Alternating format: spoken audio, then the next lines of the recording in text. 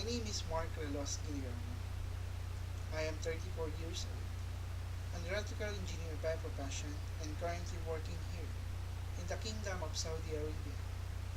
I am working as an overseas Filipino worker, OFW as they call, for almost 8 years, and assigned in various places such as Dammam, Riyadh, and currently in Jeddah. My work deals with construction firm, wherein my primary tasks were to design and build institutional buildings and gas plants. The company where I work with now is Said Verdad Al Saharani Contracting. It is one of the group of companies owned by Said Verdad, a Saudi national.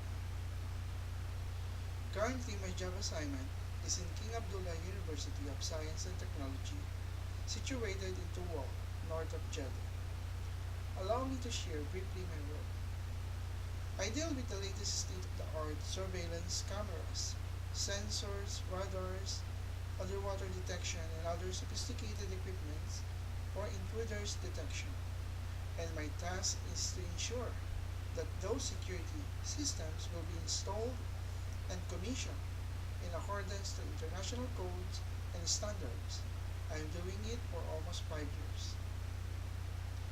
Among the topics to be presented, I have the enthusiasm to choose conflict and negotiation. Basically, I had chosen this topic for presentation for one major reason. Of all the topics available, I always encountered conflict and negotiated it with contractors due to scope of work and contract specifications, misunderstanding. Sometimes it is part of my work. Before, I thought that conflict is really bad and must be avoided. But while doing this presentation, I recognized that it is useful also sometimes to encounter it. Let me begin with my presentation.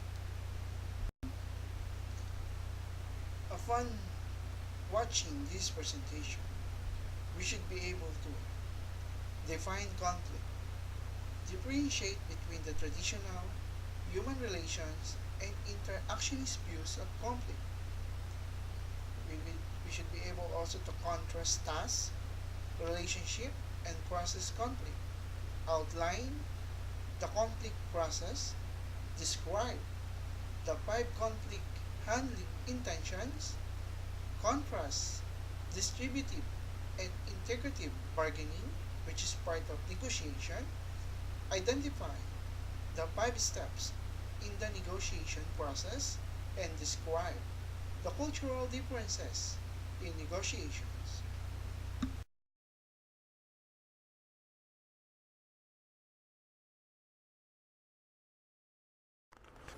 Many people automatically assume that conflict is related to lower group and organizational performance. This study will demonstrate that this assumption is frequently incorrect. Conflict can either be constructive or destructive to the functioning of a group or unit. An optimal level is where there is enough conflict to prevent stagnation, stimulate creativity, allow tensions to be released, and initiate the seeds for change, yet not so much as to be disrupted or deter coordination of activities. Conflicts are common in all organizations. They may arise as a result of disagreement over goals or on the means to be adopted to attain them. Conflict is also a perceptual issue. Individuals or groups may have differences of opinion, but either of the parties is unaware of these differences, conflict will not arise. Once the parties involved recognize the differences, conflict surface and parties look for ways to resolve the differences. Conflict can arise in many cases and in many places. It might be in school, work, inside the house, and can involve different personnels, which might be inside the family, our boss and colleagues in work, and even our job contract. In organizational behavior, conflict is defined as a process that begins when one party perceives that another party has negatively affected or is about to negatively affect something that the first party cares about. This describes that point when an interaction grows over to become an inter-party conflict. Different view has been applied to conflict as a subject. It was defined with different perception and meaning through evolution of time. For instance, in traditional view of conflict, it was synonymous with such terms that reinforce its negative connotation. By definition, it was harmful and was to be avoided. Traditional view was consistent with the prevailing attitudes about group behavior in the 1930s and 1940s. Conflict was seen as a dysfunctional outcome resulting from poor communication, a lack of openness and trust between people, and the failure of managers to be responsive to their employees. The second perception is the human relation view, wherein this conflict theory dominated the times of the late 1940s through the mid 1970s. According to this theory, conflict is a natural and inevitable outcome in any group. Lastly, the interactionist view, which is probably the point of study nowadays for organizational behavior. This approach encourages conflict on the grounds that a harmonious, peaceful, tranquil, and cooperative group is prone to becoming static and non-responsive to needs for change and innovation. This approach also proposes that conflict can be a positive force in a group, but explicitly argues that some conflict is absolutely necessary for a group to perform effectively. Whether a conflict is good or bad depends on the type of conflict.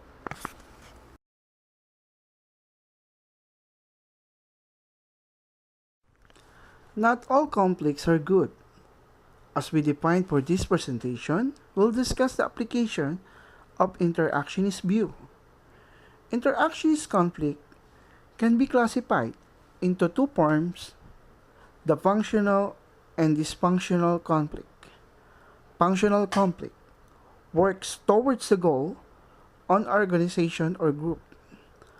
Functional conflict within the context of organizational behavior occurs when low to moderate levels of conflict improve the effectiveness of a group.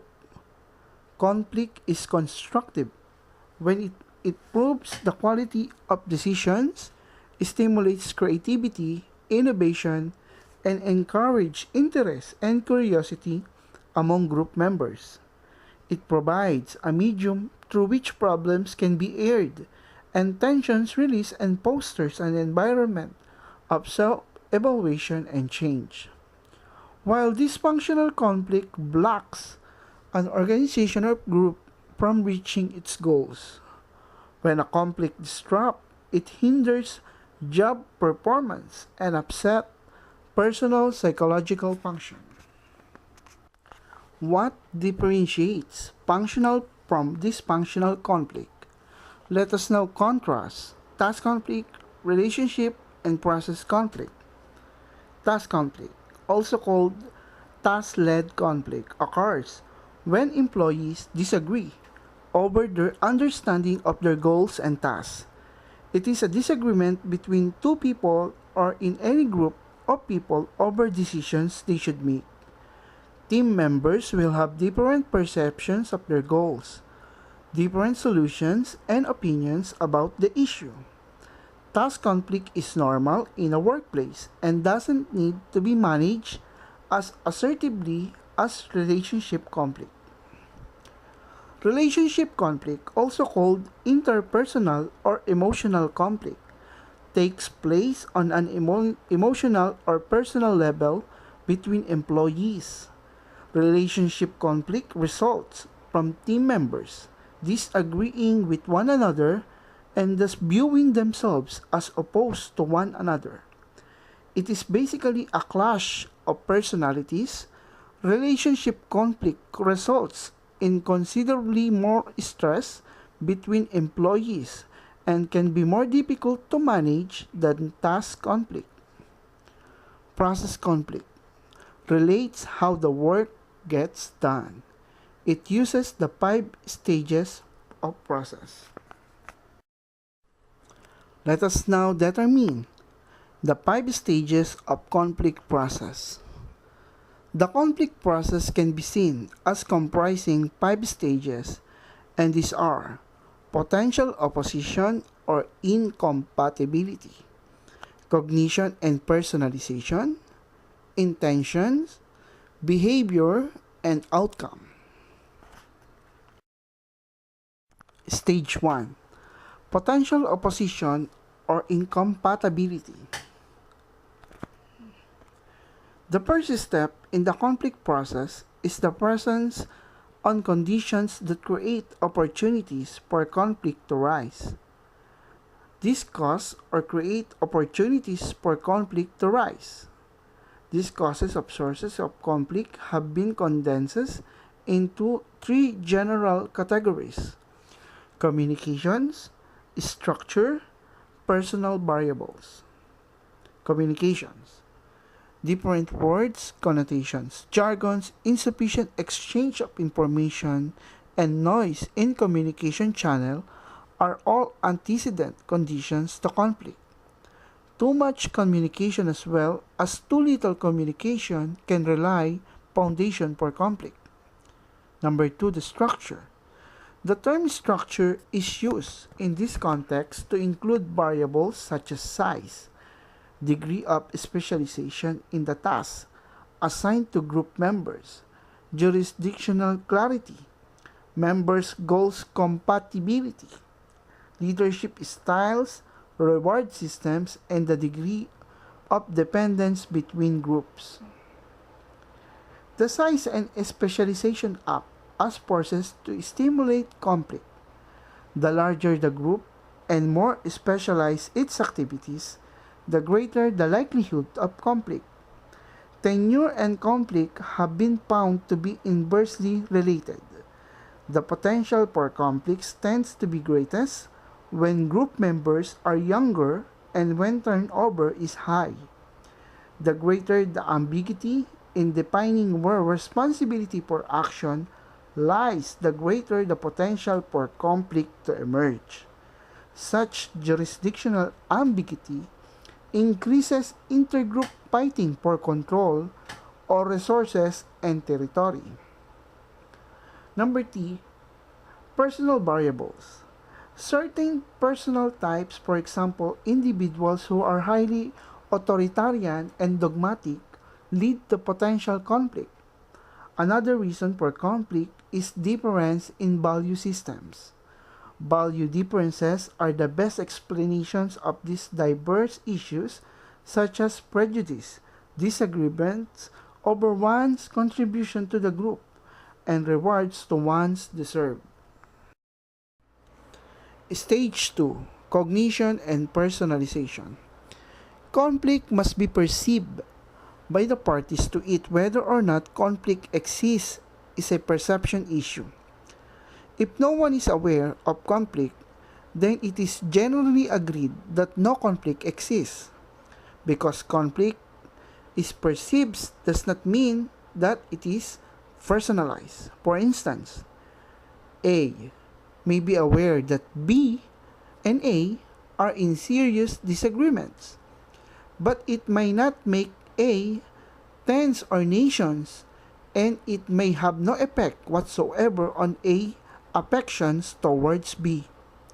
It is the felt level, when individuals become emotionally involved, that parties experience anxiety, tension, or hostility. Stage 3. Intentions. Intentions are decisions to act in a given way. Intentions intervene between people's perceptions and emotions and their overt behavior. Using two dimensions, cooperativeness, it is the degree to which one party attempts to satisfy the other party's concern, and assertiveness, it is the degree to which one party attempts to satisfy his or her own concerns. Five conflict handling intentions can be identified. Competing, when one person seeks to satisfy his or her own interests, regardless of the impact on the other parties to the conflict he is competing. Collaborating, a situation in which the parties to a conflict each desire to satisfy fully one concerns of all the parties. In collaborating, the intention of the parties are to solve the problem by clarifying differences rather than by accommodating various points of view. Avoiding, a person may recognize that a conflict exists and want to withdraw from it or suppress it. Avoiding included trying to just ignore a conflict and avoiding others with whom you disagree. Accommodating, the willingness of one partying a conflict to place the opponent's interest above his or her own. And comprising, a situation in which each party to a conflict is willing to give up something. Intentions provides general guidelines for parties in a conflict situation. They define each party's purpose, yet people's intention is not fixed. During the course of conflict, they might change because of reconceptualization or because of an emotional reaction to the behavior of other party. Stage 4, behavior. This is a stage where conflict becomes visible. The behavior stage includes the statements, actions, and reactions made by the conflicting parties. These conflict behaviors are usually overt attempts to implement each party's intention. All conflicts exist somewhere along this continuum. Conflict intensities escalates as they move upward along the continuum until they become highly destructive. Functional conflicts are typically confined to the lower range of continuum. Several of the resolution techniques were earlier described as conflict handling intentions. Let us now evaluate conflict management techniques. Conflict resolution techniques: problem solving, superordinate goals, expansion of resources, avoidance, compromise, authoritative command, altering human variable, altering the structural variables. While the conflict simulation techniques are bringing in outsiders, communication, restructuring the organization, and appointing a devil's advocate. Stage 5 outcomes. The outcomes may be functional in a way that it increase group performance, improve quality of decisions, stimulation of creativity and innovation, encouragement of interest and curiosity, provision of a medium for problem solving, creation of an environment for self-evaluation and change, while it is dysfunctional when development of discontent, reduced group effectiveness, retarded communication, reduced group cohesiveness, infighting among group members overcomes group goals, and managing functional conflict by reward dissent and punish conflict avoiders. Now that we know the types, different views, and processes of conflict, let us now study the negotiation process.